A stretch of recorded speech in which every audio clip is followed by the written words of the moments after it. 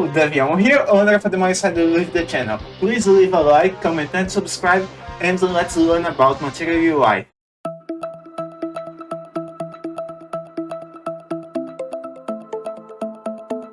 And I'd like to bring you guys to Material UI. That is a more refined tool that makes you gain time and code faster. Keep watching until the end of this video because I will explain all the most useful things I see in this tool.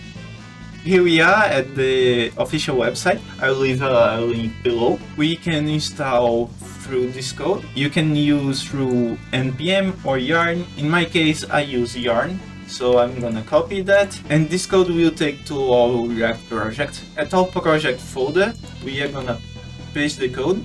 I already have it installed, so I'm not gonna push it, but it won't take long to install. Finish that, we are gonna go back to our code. I'm gonna close this, and here we are. We already have two components. That is div, it is named box, and anything text related is typography. We can say which variant we are using by sending a property. If you want more details in typography, we can check out the website.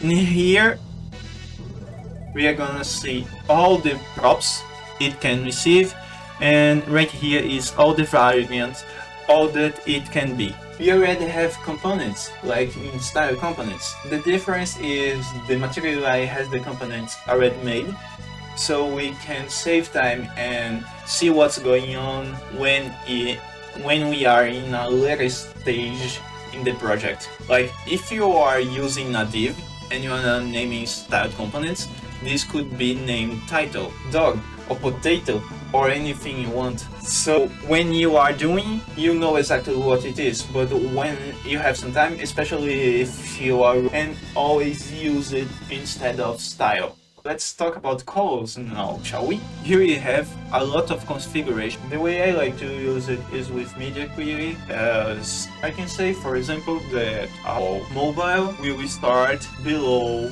900 pixels. So anything below will be a mobile. Let's configure that and see how this works. Here you have it. I'm calling use theme and use media query, and I'm deciding that everything below MD is 900 pixels, and this will be our mobile screen.